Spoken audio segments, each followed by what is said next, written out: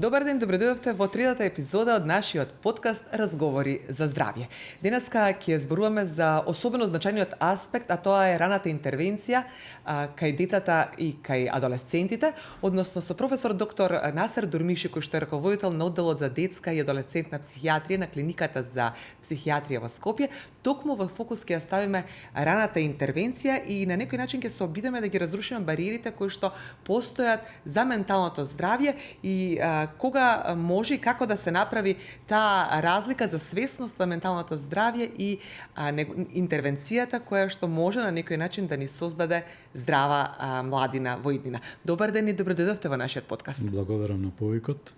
Професоре, дали може да зборуваме за тоа кои се најделотворните стратегии со кои што може да се спречат проблемите кои што можат да настанат како последица на менталното здравје, се разбира пред да биде потребен клинички третман или пред да ви се обратат вам токму на универзитетската клиника? Секако, да. Да, општо познато е дека превенцијата е најевтин начин на справување со било кој проблем отколку лекувањата, нели? Така да стратегии за справување со превенцијата во појавата на менталните заболувања би било најдоброто решение заправо. Тука јасно дека стратегиите може да се многу бројни, пошто ова е мултидисциплинарен пристап, нели? Своја улога тука има сигурно здравствениот сектор, меѓутоа не само он, иако е ментално здравствен проблем, нели?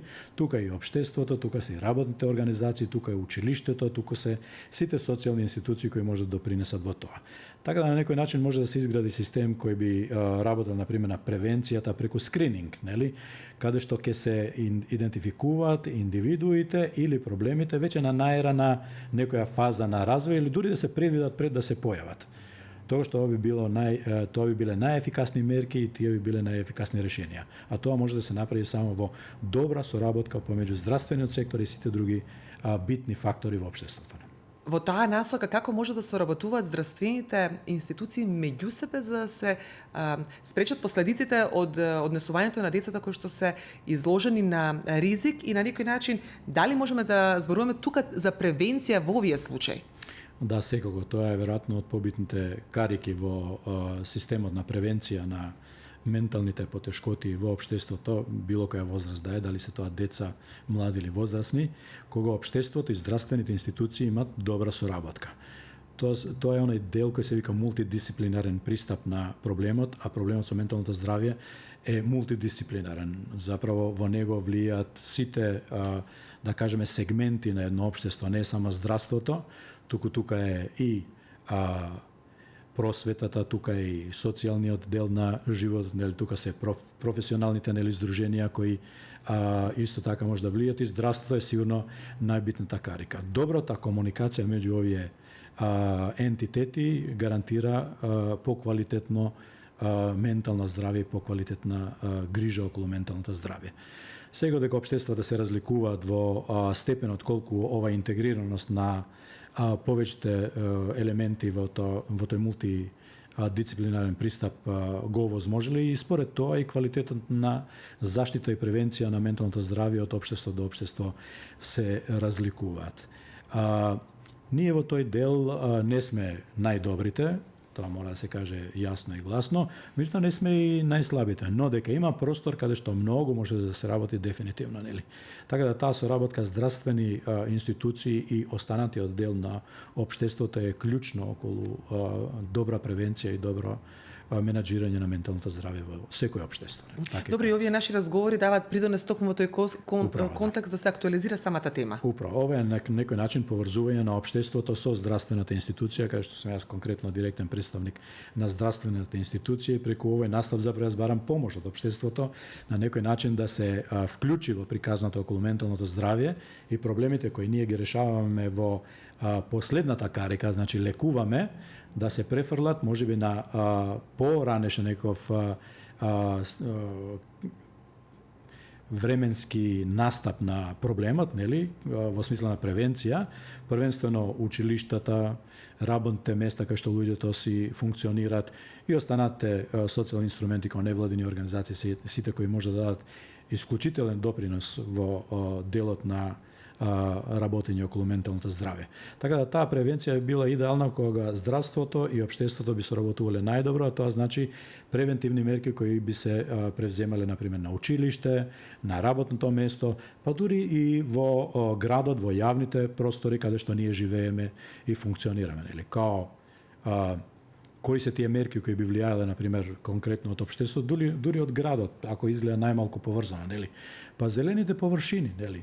Спортските активности кои би ги овозможило едно општество, нели? Спортски терени и разни други мерки кои би влијаеле на тоа да менталното здравје биде позајакнато. Еден голем дел од тоа како да се сочува менталното здравје е да се превземат одредени биолошки, социјални и психолошки некакви мерки. Кај биолошките, например, спаѓа исхрана, спиење, меѓутоа исто така вежбање, спорт и сето тоа каде што се знае колку е влијанието на општеството, нели? Не е сведно дали имате само една спортска сала во градот или имате 10 спортски сали или терени или базени или така натаму и така натаму.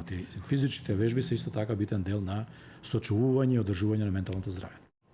И бидејќи темата на овој наш разговор ни е раната интервенција, кои се најчестите бариери што ги спречуваат родителите да побараат помош за да го задржат и да го оснажат менталното здравје кај нивните деца? Како да ги срушиме тие веќе постоечки бариери кои што сериозно се втемелени на ова тло? Да, дефинитивно и меѓународните бројки, нашите сигурно се исти, ако не и полоши, зборат дека заправо од севкупниот број на лица кои имат некаква потешкотија од менталното здравје, само пола од нив, дури и помалку од пола од нив, заправо доаѓаат до сервис, односно до услуга за да си работат на своето ментално здравје.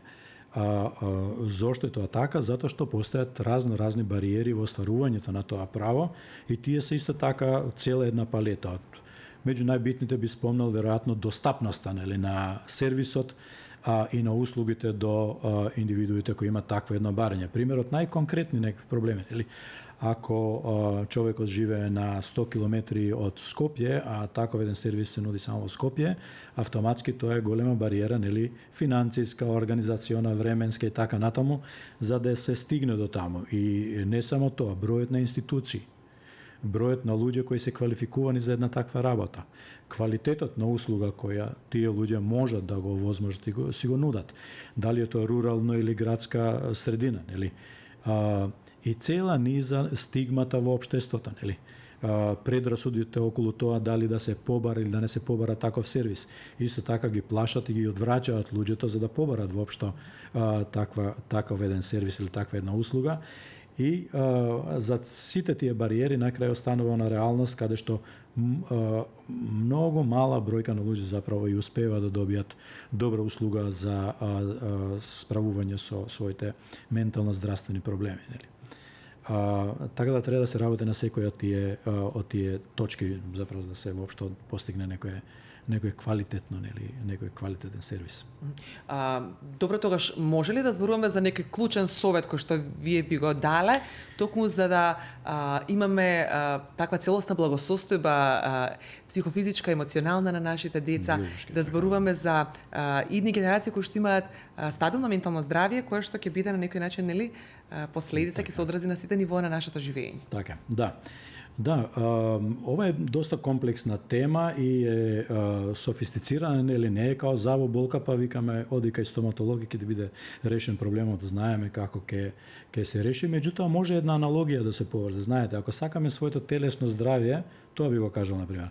Ако сакаме своето телесно здравје да го здржиме, знаеме колку ни се забите битни, па идеме на стоматолог, нели, и ги поправиме забите, исто такви мерки треба да вградиме во својот живот во смисла на заштита на менталното здравје. Кои се тоа? Биолошките, значи активност, спорт, првенствено исхрана здрава, добар воздух, добри здравствени навики, нели? Потоа психолошките, да се ориентираме кон позитивно, да се ориентираме кон една добра комуникација во општеството, нели? Социјално, да се интегрираме, да бидеме интерактивни со луѓе во контакт, да не се изолираме, нели? Тоа е било као сите точки кај би се интервенирало. Меѓутоа, еве да поедноставам на само еден збор, што веројатно би влијаело поприлично да луѓето си го поправат своето ментално здравје во нашата средина, а тоа е да се бориме против стигмата и предрасудата.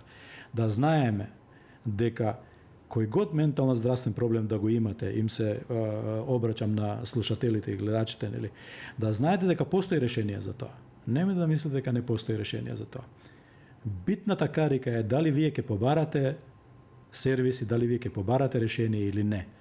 Ако таа карика ја преминете, побарате услуга, од 99% од случаевите проблемите се решаваат.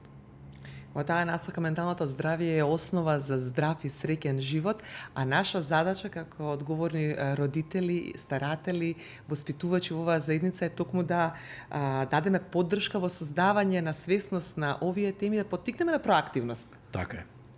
Ви благодарам многу за овој инспиративен разговор кој што го имавме денеска. И благодарам многу и на гледачите кои што не следеа во овој серијал во кој што го ставивме во фокус менталното здравје, психосоцијалната благосостојба на младите и адолесцентите. И на некој начин, она што го споминавте вие, дека не само грижата за физичкото здравје, туку и грижата за психолошкото здравје од суштинско значење. Вас ви благодарам на можноста да се изложи една ваква племенита тема. Оти на крајот на краиштата, во здраво тело, само здрав дух, инаку ништо не е здраво, ако едното тие две не функционира.